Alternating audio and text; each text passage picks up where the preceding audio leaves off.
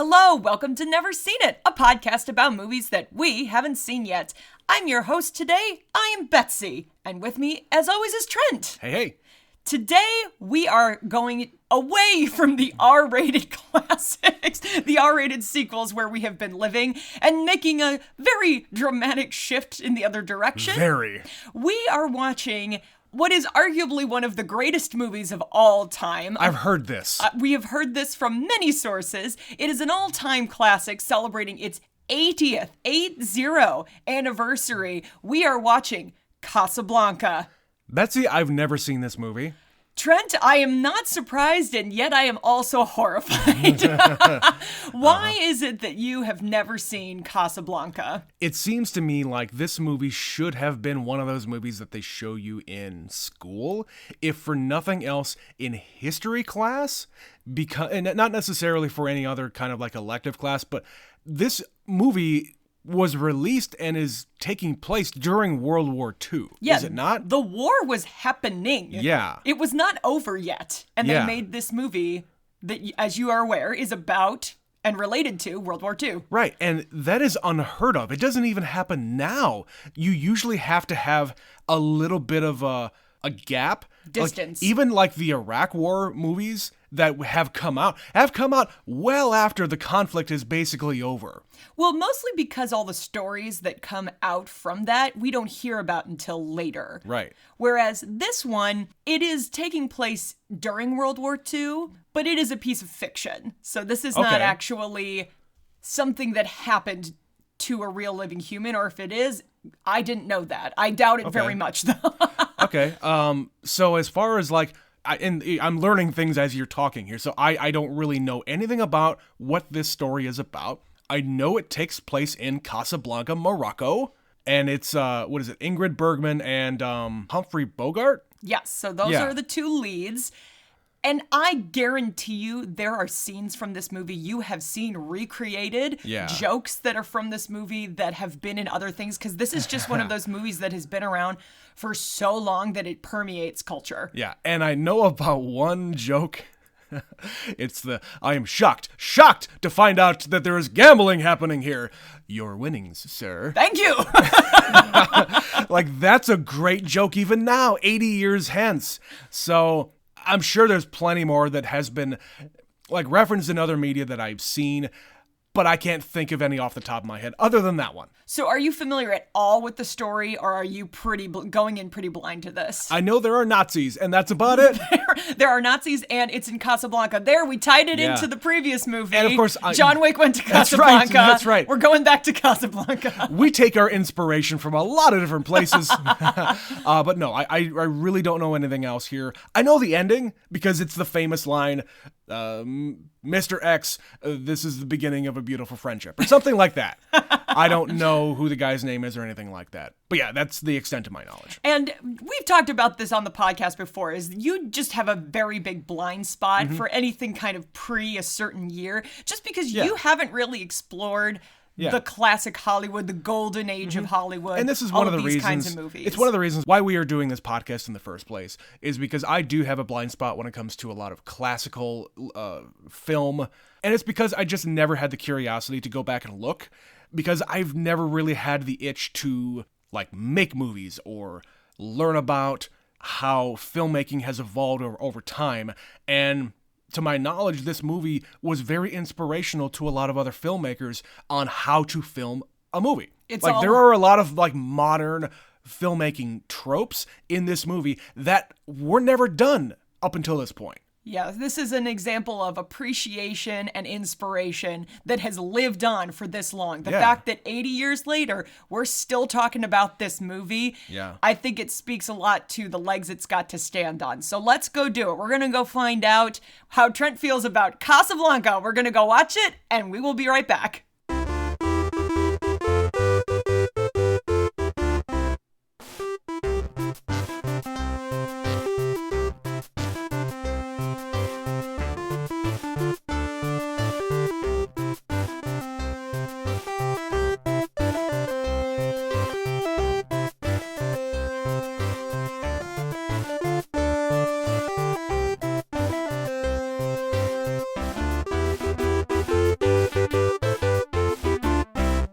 And we're back. All right, Trent, that was Casablanca. Where do you rank it as far as its present standing as one of the greatest of all time? I wouldn't go that far. I'm not saying it's bad. No, I like this one. It was very complex. I wasn't expecting, it's not really a caper. It's a lot of back and forth. There's a lot going on, but it's pretty clear. And it's just interesting for the time and the place that it is set, for the time that the movie was made, because it was made a little further into the future than the events of the movie. And just contextually in history, it's a really cool concept. It's like a snapshot in history in that these are things that are happening in real time, but not this entire story. Like, this story is plausible. It is 100% it's absolutely plausible. Believable. Yeah. And was actually, I'm sure, happening. Yeah. So I'm sure this was at least inspired by true events and true people. But you're right. It is intriguing. It is interesting. You want to know what's going to happen, even though at the very end, it's maybe not what you think is going to happen. It's not the cliche of let's just say a romantic comedy. A runaway romance, if you will. Sure, you think that Rick is going to run away because he has these papers and this woman is throwing herself at him, and he's just he's not a scumbag, but he's a little skeezy. He's a complex man. Yeah. And we don't actually have that much information about who he was and why he is where he is. They give you enough to know that he was kind of a bad person, a bad guy. And they kind of keep mentioning it throughout the movie where he roots for the underdog, but he always seems to fight for the side of good, even though he has this bad history, which we, again, don't know what he did. Right. But then by the end, he has this option to be truly selfish or be truly selfless. Right. And he chooses, once again, the underdog. Well, at the same time, he knows that if he goes back to the U.S., that there's going to be problems. Yeah, he knows he can't go back to the U.S. Right. And he knows what'll happen if she stays. He knows what happens if Lazo will stay. Yeah, think about all of the different scenarios here. If Rick and Ilsa left together to go to the U.S., she would be left by herself because he would be arrested. Most likely. And her husband would be left, and who knows what would happen. But he would go back to the concentration camp. Potentially. Most likely. If he gets arrested. Yeah. Or his fight is never quite the same because she is such an integral part of his life and what he has to fight for. Exactly. So at the end of the movie, it is status quo. The heroes get to be where they need to be, and Rick is where he was, and all he's doing here is improving his current lot in life. In that, he has deepened his relationship with the chief of police, who is corrupt as hell. But then again, everybody's corrupt as hell in this part of the world. Well, and that's just why it's such an interesting setting, because you don't think about these places where everybody was flooding out of Europe and where they were kind of the halfway point. Where and this place is like neutral ground, so to speak. It is a country that is ruled over by France. It's French occupied. It is French Morocco. There is also a Spanish Morocco and a regular Morocco. So if you looked at the map, that's what it was depicted as. Yeah, this is French Morocco. So the French are still in charge, but the Germans have occupied France. But they have not occupied Morocco. But you've got just a flood of people from Bulgaria and Germany and they talked about it at Norway. The very beginning, where there is a flood of people, refugees coming from Paris, from France. And other parts of Europe. Who are flooding into Morocco because there is an airport there, in Casablanca in particular, where people can get papers, and it's kind of a corrupt place. So if you know how to grease the wheels, if you have the right amount of money. And you have the right money. You can get to where you need to be in order to get to America, which at this point is about the only place that's safe. Yeah, and the planes are just a little puddle jumper to get you to Lisbon, because Lisbon is the port city where all the boats go. Yeah. But yeah, it's just all these people from all over. You've got the guy behind the bar who's from Russia. You've got Americans. You've got French all people. All sorts of different characters and just this menagerie of people and like that hang out at Rick's bar. Who nobody wants to be in Morocco, but they're all there. Nobody wants to be in Rick's bar, but they're all there and they're just waiting. I love the narrator at the beginning who's just giving you enough information to know who these people are and why they're here. And he ends with, and they wait and wait and wait. That's just a great setup for this movie. And somebody even said there are some people here who have been waiting for years because of whatever circumstances. Like maybe they spent their entire life savings to get to Morocco, and then that's it. And they don't have any more money. They don't have any more money. And there's a lot of that. Everybody's selling their jewels and they're gambling trying to get more money. Yep. And it's all they can do. And like there's this economy in Casablanca to support this thing. All of the local officials are getting in on it. They take a cut. Yeah. The guy, Louis, the police chief or whatever he is a terrible, corrupt person who takes advantage of the situation. But everybody has to have his signature to get out. And he takes advantage. When he goes to Rick's, they let him win at roulette because it is to everybody's benefit to just kind of glad hand each other and leave things under the table. Yeah. And people all go to Rick's like they say, oh, well, he'll be at Rick's tonight. Everybody goes to Rick's because it's where people are buying. It's where people are selling. All the deals are being made. The underground people are like having hush-hush conversations. Everybody knows it's all out in the open. Yeah. But it's just the balance of peace where we know exactly who you are and what you're doing. And maybe we'll let you get away with it or maybe we won't. It just depends on the day. Yeah. And if you wrong the wrong person, it's your ass. Like you are off of whatever easy street that you're on. If Rick runs afoul of the wrong people, his bar is completely closed and he's just on the street. Right. And of course, this is unoccupied Morocco in that the Germans have no say here. But there are Germans there. It's just this great environment of kind of fuck you Germany because all of the French people there know that they can't actually do anything. They don't have any authority. So Rick is very abrupt with the Germans who come into his bar. He's like, your money's no good here. He will not take a cent from them if it's German currency. He's like, your cash is good at the bar.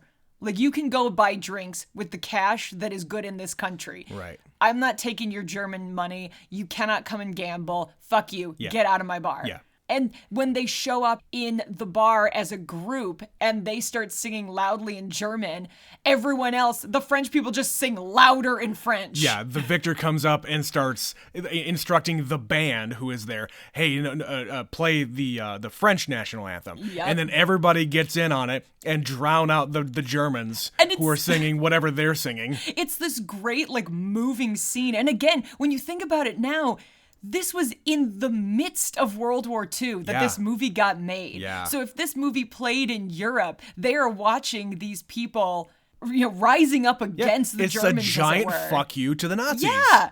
And that's just great. It's so cool to think about in the context. Like, you just watch it passively. It's a cool scene. But when you really place it into the historical context, it's a huge fuck you. This is America and Americans saying, this is what we think about this situation. Yeah. You haven't conquered us yet, you motherfuckers. Yeah. We can do what we want here. And you're lucky that we're not going to run your ass out on a rail. Yep. There's a lot of themes of underdogs and the overall message of the movie to other parts of the world is, we might be the underdog, but we're scrappy little bastards. We're still going to kick your fucking ass. So it's just a lot going on and a lot to unpack. And then you've got this complex relationship of these two people who loved each other before the war. And they were there on the day. And then they just parted ways and don't know why. Or Rick doesn't know why. Sure. And there's all of this anger and hostility that he carries, and he is who for good reason. He is who he is today because he got jilted. Yeah. And like there's the line, "What is your nationality? I'm a drunkard." Yeah. And that's how he feels. He is a neutral party. He doesn't get involved. He's not interested in the politics. And he's also not really interested in making friends because he never sits down. They call attention to it a few times. He never sits down with patrons to have a drink with them, to make friends, to make conversation. He is there to make money. He is there for himself. Yeah, he sits at a table playing chess by himself drinking. Yeah. That's who this guy is. And Sam is also there. Yeah, Sam is the only friend he has. Yeah. But only because he needs to have somebody talk some sense into him once in a while. Right. But he doesn't even really listen to him. He's his own man, and he is gonna sit there and drink and be upset and not move on with his life. And it's not until Ilsa comes back that it gives him the kick in the pants to actually change and be that person again. Yeah, and he clearly has a point of view, and he doesn't really let it out until he needs to. Because fucking at the end of the movie, he shoots the Nazi officer. And everybody else in front of the French guy, in front of the chief of police, and he just lets him get away with it because, number one, he deserves it, and number two, we can see a way out of this. We can get Rick to a safe place if need be, but in the end, we believe that everything is going to work out because we say it does. Well, we still control this whole thing. Through the whole movie, Louis is constantly saying that, I'll play nice with the Germans, but they're not in charge yet. Yeah. So he keeps saying, well, that'll be good for well, it'll be better for France, basically. But he's mostly just out for himself. So his whole relationship with Rick is they're both two guys kind of out for themselves. They don't really have a dog in this fight. Mm-hmm. So at the end, he's like, I didn't really like that guy anyway. Round up the usual suspects. He could take Rick down, but he feels like, no, you know what? I think I'd rather... Today we're still friends. Today I feel like I'm going to help you. And it's just great. So there's a lot of actors in this movie that you've never seen a movie before. So you've never seen a Humphrey Bogart movie. This is your first one. Nope. Ingrid Bergman. Nope. Do you recognize Peter Lorre at all? No. Do you know that name? Yes. So he's this movie is also riddled with a lot of those smaller, like, contracted studio actors, where I just watched a couple of Christmas movies and there were like 4 people that, like Ferrari, the guy who owns the other bar. I saw him in another movie recently. His bartender with the white hair and the glasses, that waiter. Mm-hmm. I saw him in a movie lately. So it's kind of a who's who of like 1940s cinema. And then somebody like Peter Lorre, he was never a mega star, but he's one of those dudes that's so iconic that he has lived on. Do you recognize his speaking voice? Think of a character that has taken on that affectation. No, I can't say I do. Let me try this. You idiot. Oh. Do you understand? Do you get that reference? I mean, it's a Ren and Stimpy thing. Yeah, think about how Peter Lorre was talking in this movie, and now think about Ren and Stimpy. Okay. That's basically where that voice is coming from. It's that really defined sort of, hello, who are you? I am going to help you. You idiot. Yeah, that's where that voice comes from, is Peter Lorre. He's got just this really specific, iconic way of talking, and he mostly made a lot of like kind of horror movies and weird German films, but he's got a few really well-known American movies like this one. He was in Arsenic and Old Lace, but it's his voice that has really lived on. It is pretty iconic, but then again, he's not in the movie that much. He's really not. They set up at the beginning, again, there's a guy narrating, and then there's like a news story or something, like somebody telling the news over the wire. There was these 2 German couriers who were carrying letters of transit, and they were murdered. So first of all, it's, okay, who took the papers? And we find out quickly it's Peter Lorre, and he gives them to Rick. So it's no secret that Rick has these papers. Everybody fucking knows where they are. Because number one, he can be trusted and they're friends, quote unquote. And it was the last place he was when he was arrested. Right. And so he gets arrested immediately. And consequently murdered soon after that. But they're still trying to decide if he was trying to escape or if he killed himself. I'm filling out the paperwork now. Bullshit. So yeah, this is the big crux of the movie is Rick has these papers. What's he going to do with them? He could make a killing. He could leave with them. He could sell them to anybody he wants. But Louis tells him, Victor Laszlo is going to be coming through to your bar and he wants papers and he cannot be allowed to leave Casablanca because, again, the Germans cannot do anything to him when he's there. Yeah. But they can't afford to let him leave because he is a man wanted by the state. Right, and he's this mythical underground figure who wrote up a bunch of like pamphlets in Prague, they said. Yep, anti-Nazi propaganda. Yeah, he's a propagandist against the Nazis. And he is notorious for being able to inspire people to rise up against the Nazis. And just by the fact that he's able to be in that bar and get everybody to sing that anthem against the Germans, right there was the trigger to get them to say, you know what? No, fuck this. We're not going to do it the easy way. We're going to take this guy down. So then he decides it may be too dangerous to let him stay in Casablanca. Exactly. But the only other option is to get him arrested. Right. So that's kind of the whole plot here is Rick going to help him or not? But of course, it gets complicated because we find out he's with Ilsa. Right. And it's a conspiracy on top of a conspiracy on top of a conspiracy. And as we kind of play it out, Rick is really hostile to Ilsa when she first shows up. Again, for good reason. For good reason. And when she tries to explain, he won't let her. And then she finally just kind of throws it in his face. Yeah.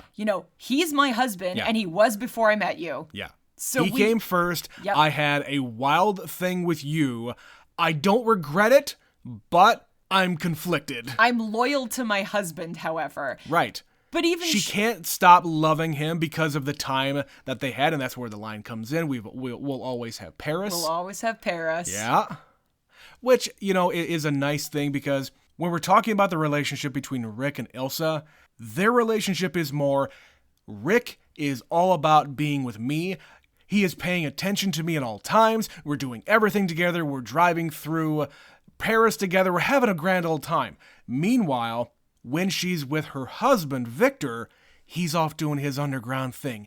He's, getting arrested and getting put in jail, and there's rumors about him getting murdered and so many different things. And she married him because she looked up to him and was infatuated by him to begin with. But he's not giving her his entire attention. Rick is. That's the difference between these two guys. It's also fantasy versus reality because she finds out that he gets arrested, and then she tries to find out for months what's happening to him, and she hears that her husband has been killed. Yeah. That he's dead. So in her loneliness and in her time by herself in Paris, she meets this guy, but they don't know anything about each other. They say, we said no questions. So they kind of are just together, but they don't really know the whole picture of who this person is. Yes, they might be in love, but is it real? Is it deep and meaningful love in the same way?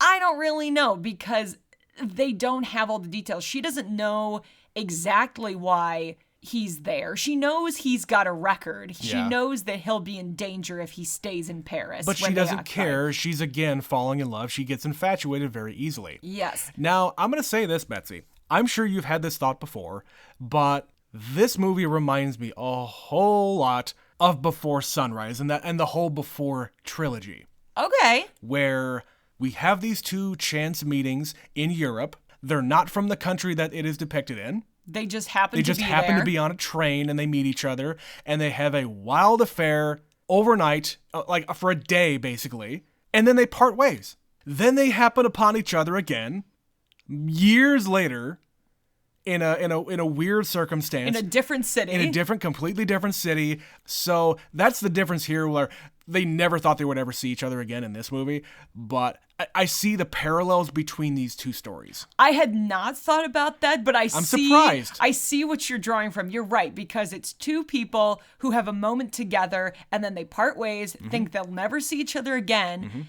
And in the case of the Before Sunrise, Before Sunset, it kind of is happenstance that they run into each other again. And you're left open-ended, like, where does this go? What happens at the end of the movie? Because the movie is over. Right. Versus this one, where they meet again by happenstance.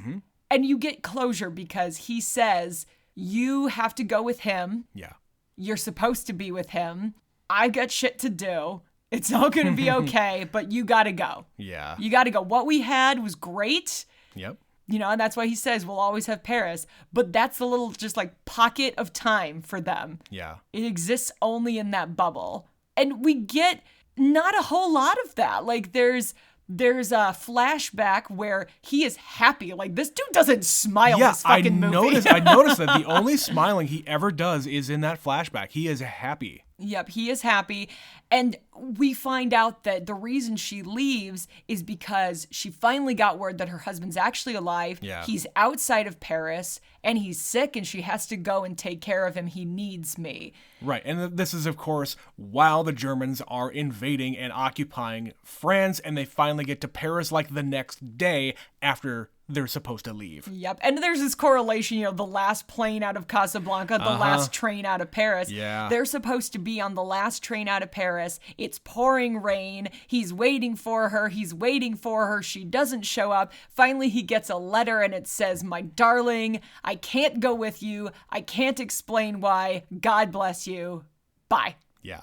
And that's all he gets. That is enough to fuck anybody up. Where you say that you're going to have this grand plan to leave together, but she's not dishonest, but she's choosing, of course, throughout the entire thing, the entire affair, she doesn't reveal that she was married.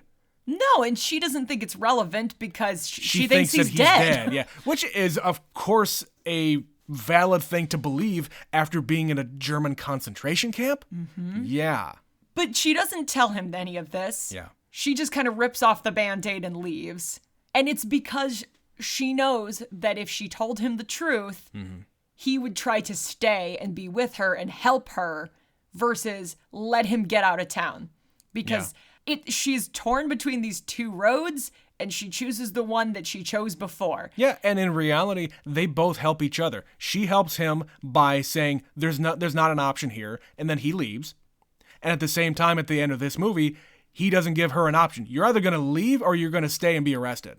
So leave with your husband. Go be happy in America. I'm going to stay. I'm going to give you the same treatment you gave me. Mm-hmm. I am getting you out of here. Mm-hmm. And we're not going to look back with regrets. We're just going to have that moment in time. And that is what it is. You can go be his wife. Yep. I'm going to stay here and do what I got to do. And be a better man. And really, you could look at this from a morality standpoint too. She believed that her husband was dead. He had no idea that she was married. They had this affair, and if they were to have continued it, it would have been even more immoral because she's a married woman. Yeah, she didn't do anything wrong until she found out that he was still alive, and then suddenly she completely cut it off. She started acting weird. And you have that scene where they know that the Germans are like 30 miles out of Paris. They're coming. They're going to be here any second. Yeah. And she's very far away and aloof, and he doesn't even notice because he's still just so darn happy and in love that he doesn't notice she's acting super weird. He just assumes it's because they're being occupied. But there's, when she finally tells him the truth, and then at the end of the movie, she's trying to get the papers off him. Mm-hmm. She brings it all up again, and he's had a couple days to be thinking about what they had and why she left, and will I help her, or do I not give a shit because I'm just a cold, heartless bastard now? And when she goes to him because he won't give him the papers, she brings a gun, and he knows she won't use it. Yeah. But she just sort of collapses like jelly, where she's just like, fuck you. I love you so much. I left you once before, and I don't have the strength to do it again. I hate that I continue to love you so much. Yes. That's her line. This sucks. Yeah. And I get her perspective. I get that she's in a really hard position because she is married to this man who she still loves. But at the same time, he is doing a very dangerous thing by continuing on with this. The only way for this to no longer be dangerous is for them to get the fuck out of Dodge and go to America. Yeah. Yes. So this is the best for every party here. For them to escape together, the married couple, for Rick to stay behind and have his little crime family thing going on. I think the status quo here is the correct result of the story. It's just think about a diamond. Everybody starts from the same position. You go out your separate ways, but in the end, you come right back. And then you separate again. Right. It's just like a little pattern, out and in and out. Exactly. So if they were to have stayed together, it would completely fuck everything up for everybody. Yeah. And it's weird how this movie somehow manages to be romantic without being at all romantic. Like, this is not the romantic ending. No, I was kind of expecting it. I had no idea that she was already involved with someone. I thought it was going to just be this thing between these two people. Star-crossed lovers that separated, and why were they brought apart? And they don't say right away they're married. They say, oh, he's traveling with a woman, because their marriage is a secret. Sure. And only she tells Rick that they're actually married and have been. And one of the guys says, well, he left with her in this country, he left with her in this country, and he left with her in this country. So it's probably going to be him leaving with her in this country as well. Yeah, he is taking all this trouble to bring her along. They're not separated.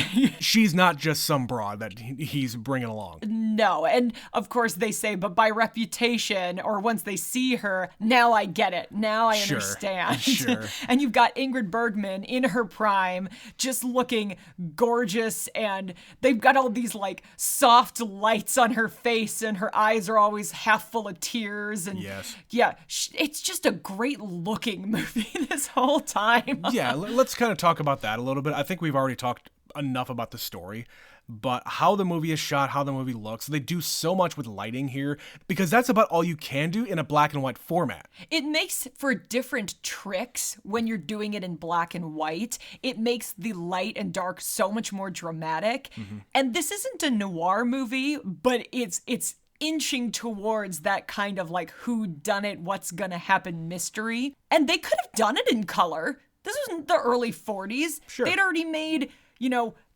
fucking Wizard of Oz a few years before this. Gone with the Wind. Yeah. Technicolor existed. Mm-hmm. But when they started making both Technicolor and black and white, it was usually by choice. How does it help the story? Mm-hmm. And this movie, I think, just works so well in black and white because it is that kind of, there's a lot of sinister things happening, and it's who's guilty and who's bad and who's good. And they get to play a lot with light and shadow in this movie. I especially wanted to mention two different scenes here where one of them, he's drinking at the bar overnight after she shows up. Rick is at the bar by himself, drinking by himself, and Sam shows up and brings the piano over. Sam is never without his piano. Yeah, he drags that fucker around the whole place. He's attached to the hip. And like he is very dismissive of Sam, saying, damn it, go ahead and play that song. I know you know it. Yeah, if she can take it, so can I. Yeah. And they do play that song in the flashback, I think just once. He's just sort of plunking it out at the piano. Yeah. He's not singing it, though, I don't think. No. But there is that motif of that song throughout the entire movie. After it gets played once, it's just kind of in the background. Oh, yeah. There's a reason it's a classic, and it evokes a lot. But anyway, in that scene, I know which one you're talking about. Yes. When Rick is basically staying at the bar late because he says, she's gonna show up. I know she's gonna show up. Yeah. Why wouldn't she? And yeah, when she appears, and it's all dark, and the light comes flooding in, and she's just standing there in this bright light. Right. The other scene was where I think the captain comes to meet him in his office, and he goes to the safe to get money. There is a perfect silhouette of this character on the wall, smoking a cigarette, getting the money out of the safe. It is fantastic. Yep. I love that. They don't show him. They just show the captain and then the shadow. Yeah. Yep. There's also a shot later where when Ilsa is with Rick to get the papers, they don't want Laszlo to know she's there. Mm-hmm. So he goes and gets the other guy from the bar. Because then he'll get the wrong idea. Yeah. So he goes and gets the other guy from the bar. Right. And when they open the door, she's in the shadow and then she's lit up. Yeah. There's all kinds of shots like that in this movie. Again, it's just light and shadow because you can do that so effectively in black and white in a way you just can't do in color.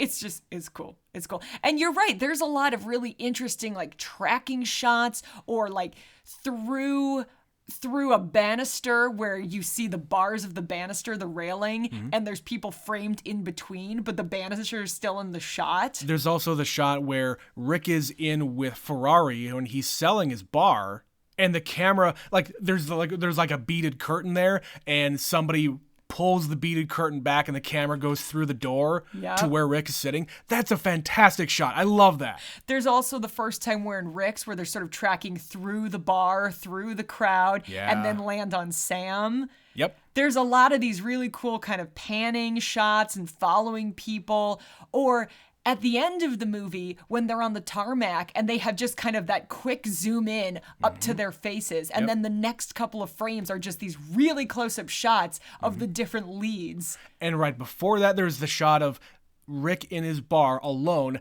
and the camera is actually up on a balcony inside, and the entire place is empty, and it's just him walking to the door. Yeah. That's all it is. It's such a subtle thing, but they really don't do a whole lot of that anymore. A lot of directors don't choose to do these kind of panning shots or like these big zoom ins. The zoom in especially, I feel like not a lot of people use it anymore.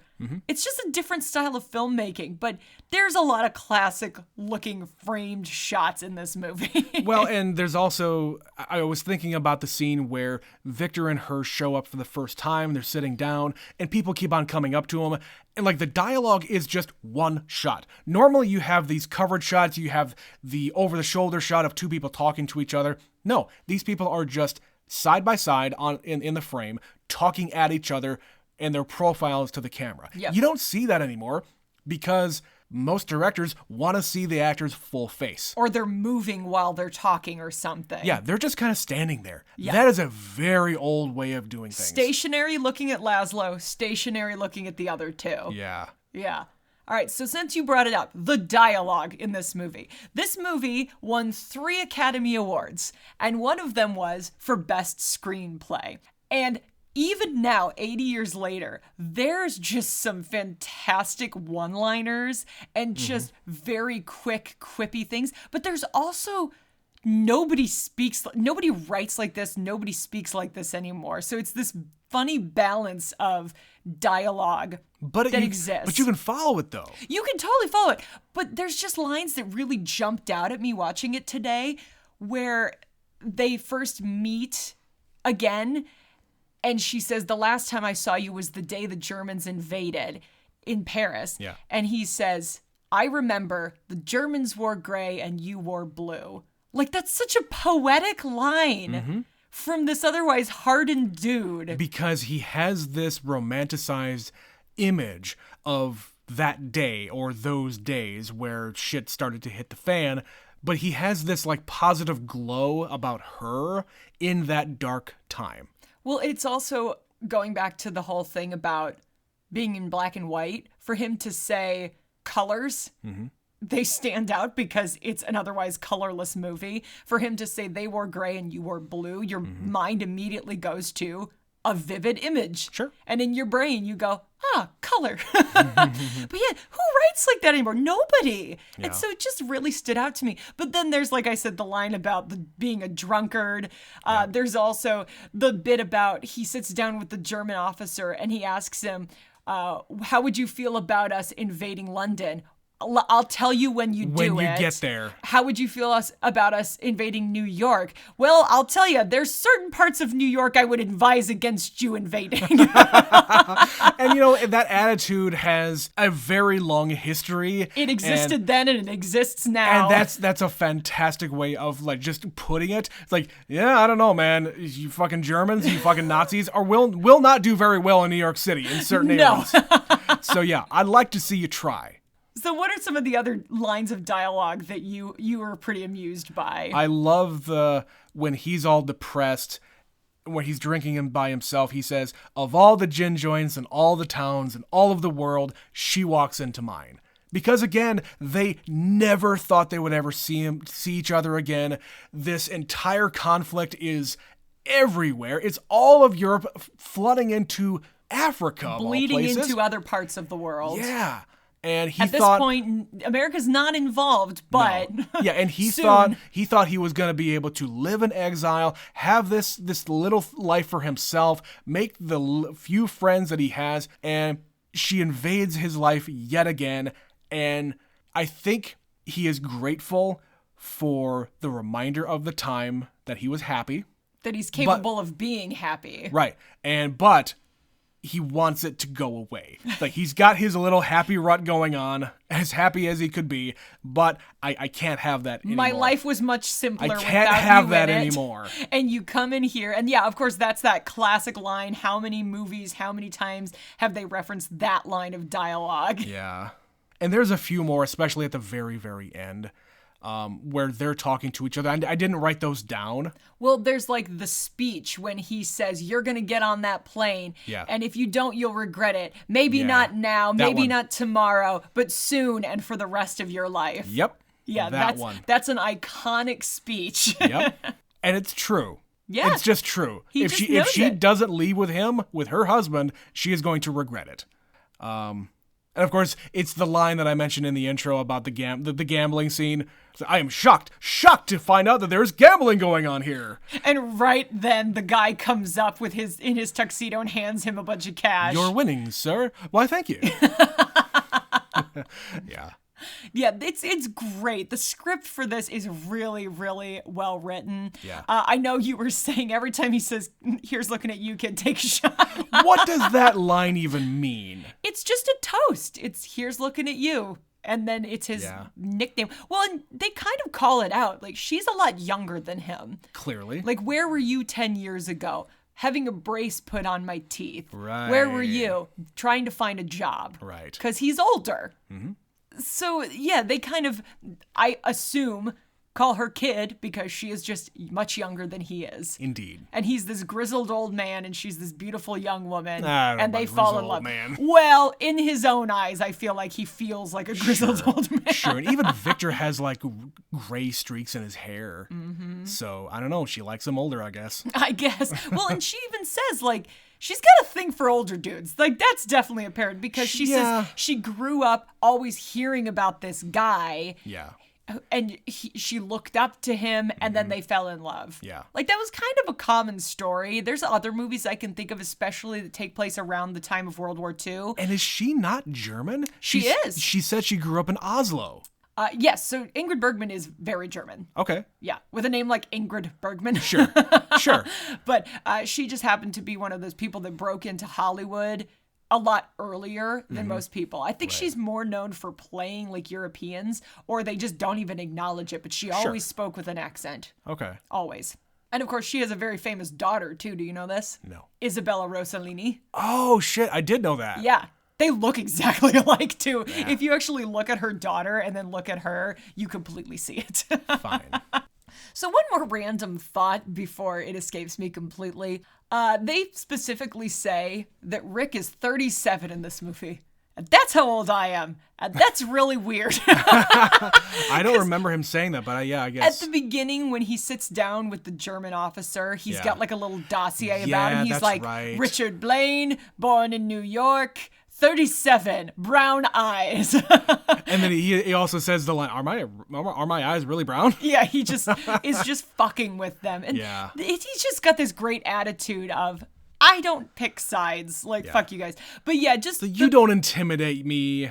No, the fact that they say he's 37, watching it now, and I haven't watched this in a few years, it's just an interesting observation as I get older when I place myself in correlation with other characters in movies. Yeah, that I never considered before. It's true. Like, oh, I am the age now that he is in Casablanca. Lovely. And of course, everybody seems so much older in movies from the 40s and 50s. Well, and people aged very quickly in those days. Well, and just how they make them up. Like, they all dress the same from the age you're like 15 to 50. You just...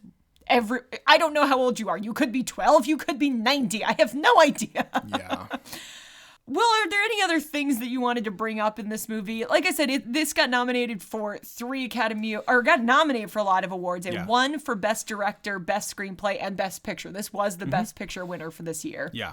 Nothing specific other than, it was surprising to me that it was as complex as it was. I was able to follow the story the entire way. I wasn't confused ever. And I love the contextual nature of this is happening in real time with the Germans having already invaded France and Poland and everything else. And this movie got made during that time. And you just don't see movies like this anymore. It would be like now where a Ukrainian film is made during the occupation. As a fuck you to Russia. As a big fuck you to Russia. And I'm sure some of that is being made because creative people do not stop. They can't help but be creative. And if they have something to say, they're going to say it. Exactly. So that's kind of where I'm coming from here, where this is just fascinating to me that it was made and made contemporarily.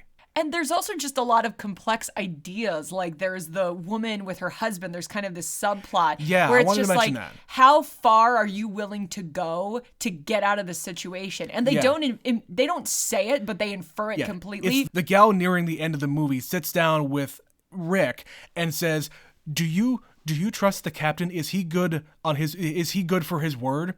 Because he told me that if I do this, that he would get me transit papers." Well, she doesn't say that. She basically says, what if you did a bad thing? What if you loved someone really very much and you were willing to do anything it took? Mm-hmm. And she implies that there was a situation that the captain took advantage of. Yes. And he confirms it. Like once Rick kind of taps the guy on the shoulder and says, put all the money on 22. Right. Her husband suddenly wins a fortune because he rigs the game. Mm-hmm. And then he tells him to get out of there. The captain sees all of this and says, you took away my toy. Sure. Yeah. So that's like a really dark concept and a really complex thing, but it's also this correlation with how far are you willing to go? And it's the same situation with Rick and Elsa. Right. How far is he willing to go to help the woman he loves? He killed a guy. He killed a guy who he definitely should not have killed. He was not a nobody. He's like the highest ranking German officer in this area. Yeah, most likely. In front of another officer. Yeah. And he signed his own life away basically to get her on that damn plane. Sure. So yeah, it's just for 1940 something, this is a really... It's kind of a risque topic to bring up. And the fact that they bring it up at all says something about, okay, this is serious. People are desperate in order to get out of this place and escape to America. And this is what the world has come to. And even though we're not going to mention it, it's still happening. Yeah. People in power will use that power. Yeah. And everybody's got a price, and everybody is willing to do unthinkable things at this point in history. Yep. In order to save themselves and save the people they love. Yep. And in this case, she said, my husband will never find out about it. I'm going to put it out of my mind. I'm going to pretend it didn't happen. I'm going to pretend it never happened, and we will move on with our lives. As long as we know he can be trusted. Indeed. Because if I did that for nothing... Yeah, what the fuck? Indeed. So yeah, there's these sort of universal themes to this movie, which is why I think it has lasted. And again, the historical context and significance is just really fascinating as we have gotten so far removed from those events. You know, in a few more years, there's not going to be that many people left who remember this time. There's barely anybody right now. There's barely any right now. There's nobody in this movie who is still alive. No. That's a fascinating fact. Yeah. Like I always think about when I watch movies like this, I always think, oh God, none of these people on screen right now are alive. Mm-hmm. Yeah. But the movie has weight, the movie has impact, and it has lasted this long, and it'll continue to live on. Yeah. Well, I'm glad we watched it, Trent. So we got another one of these major motion pictures off of your list. Indeed. So with that, we're going to wrap this one up. And we do have an email from our friend Mitch from Saskatoon. His email is called Mitch's 2022 Awards. Hello, you two. It is again I, Mitch, here sending you well wishes in the new year. Thank you. I loved your 2022 awards show and was inspired to look into my 2022 movie year. First off, I did not watch over 390 movies like some people. That would be me. Sorry, guys. Much, much less. I did look at your list from the year and found that I for sure had seen 25 movies and probably most are part of another dozen to 15 more. Not too bad. I don't have HBO Max and some of your other services. I don't mooch. But everybody does it, Mitch, everybody. Pretty soon we're not going to be able to. Well, yeah, there's a couple of services cracking down on that. He continues, I probably watched another 15 to 20 movies other than those during the year, and here were my top 3. Honorable mention, Paddington 1 and 2. Movie number 3, The Godfather. I watched 1 and 2, but the original was better in my eyes. Hoping to catch part 3 sometime. I have seen the first 2, I have never seen part 3. I haven't seen any of them. We'll get to them eventually. Number 2, 1917.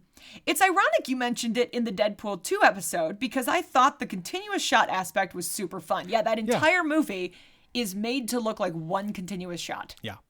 It's not, obviously. It's not. You can tell where the cuts are most likely. Yeah.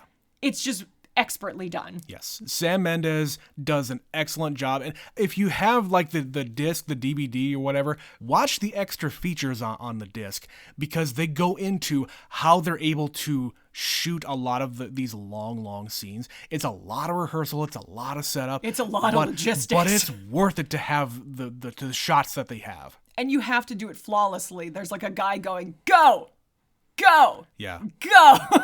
Yeah. And number 1, Weird, the Al Yankovic story. How you did not even mention this in the awards show was ridiculous. You mentioned the second best Daniel Radcliffe movie for some reason, and your favorite moment wasn't Weird Al saying order up after doing kung fu in a cafe? I am disappointed in you two. Okay, in our defense, and we said it in that episode, and we've elaborated to each other since then, this was so hard. We went through many drafts, and there were certain movies we desperately wanted to find a place for, and this was one of them. Weird was in my top 4 movies. If we picked 4, you'd had it in there. It would have been in the conversation if we did more, and it was in the final 4, I should say, of my top 3. And that was the one that I had to cull from my list. Oh my God. My final list of best new movies, I had to cull so many because you just have to weigh them out when we're trying to get it down to 3, or it'll be the longest podcast we've ever recorded as we fight with each other about how we remove anything. Or just because I would have to bring you in on the conversation because otherwise it's just me fighting with myself and I get nothing accomplished. Right. And that's kind of the reason why we don't do a deliberation podcast is because it is a completely subjective thing. We're not doing this as, hey, this is the Never Seen It Podcast Awards. We're 2 different people. I don't care that we're married. We have different opinions. And there are movies that Betsy likes that I don't, and vice versa. And there were movies that we had both already seen. Right. So it's not fair. No, it's not fair because if we just eliminate The Graduate, you have a different. That was my top movie. List. Yeah. Yeah. You have a completely different new favorite. Yeah.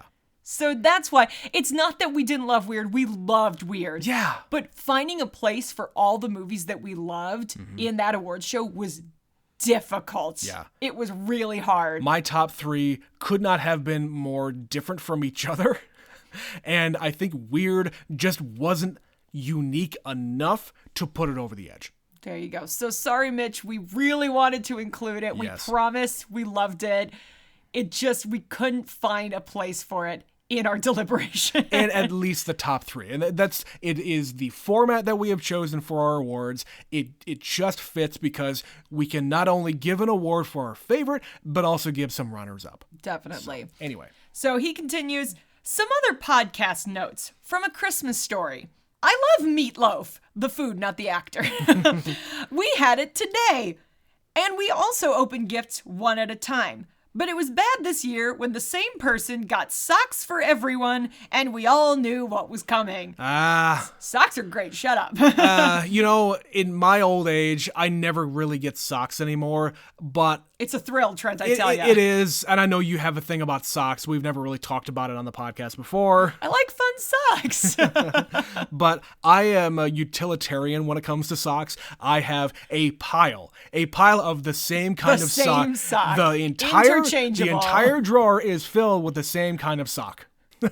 That's it. Yeah. No diversity. No. I don't need it in my life. You have like 2 pairs of dress socks for when the occasion calls for it. I just bought like 6 new pairs of dress socks. But those are put away somewhere else. Yes, they're not intermingled with the other ones. Anyway, he finishes, some of the socks were even clearly from other people's packs. You can open all at once occasionally. Thank you for answering my question in the Deadpool podcast. I enjoyed your answers tremendously. Mitch out! Thanks, Mitch.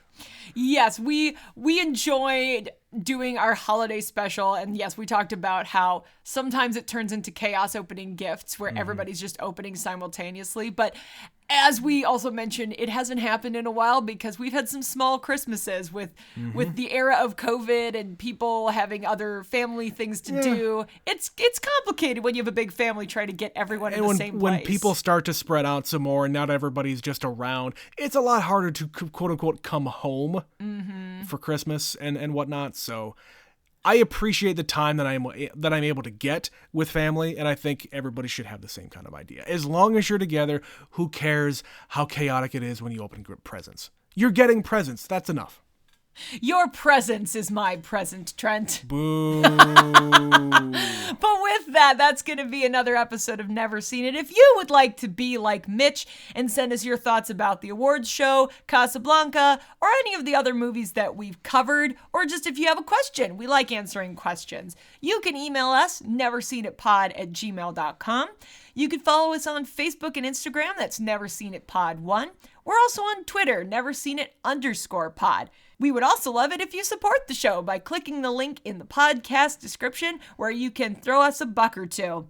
So that's going to be it for Casablanca. We've got a few more random movies here before the Oscar nominations come out. Yep. And then we'll see just how many of those Oscar Best Picture nominees we have yet to cover before the awards. Yeah, it's going to be kind of a marathon once we reach the nominations coming out, and then we got 2 months in order to cover all of the stuff that we have to do.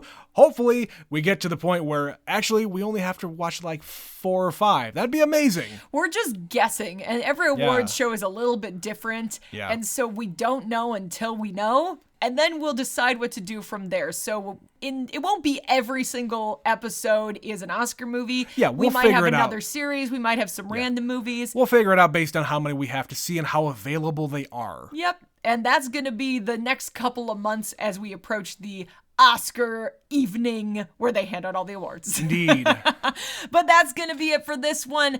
Once again, I have been Betsy. And I'm Trent. And we will see you next time. Bye-bye.